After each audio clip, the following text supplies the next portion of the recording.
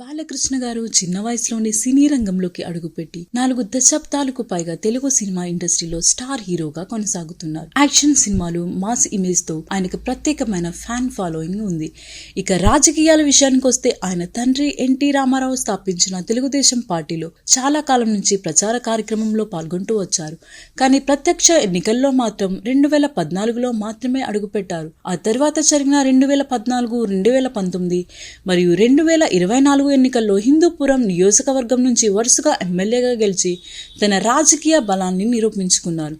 అయితే ఇక్కడ ప్రధానంగా చర్చించబడుతున్న విషయం ఏమిటంటే, ఇన్ని విషయాలు ఉన్నప్పటికీ ఆయన ఇప్పటి వరకు మంత్రి పదవి లేదా పెద్ద ప్రభుత్వ బాధ్యతలు ఎందుకు రాలేదు అన్నది.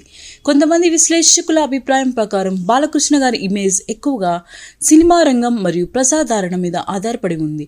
రాజకీయాల్లో మాత్రం పార్టీ అంతర్గత సమీకరణాలు, అనుభవం మరియు పూర్తి స్థాయి సమయం ఇవ్వగల నాయకత్వం కీలకం అవుతుంది.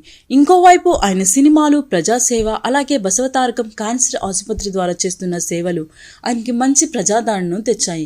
మొత్తంగా చూస్తే ఈ కథనం చెప్పే ప్రధాన విషయం ఏమిటంటే, ప్రజాదరణ ఉన్నంత మాత్రాన రాజకీయాల్లో పెద్ద పదవులు తప్పనిసరిగా వస్తాయని చెప్పలేం. రాజకీయాల్లో నిర్ణయాలు అనేక అంశాల మీద ఆధారపడి ఉంటాయి.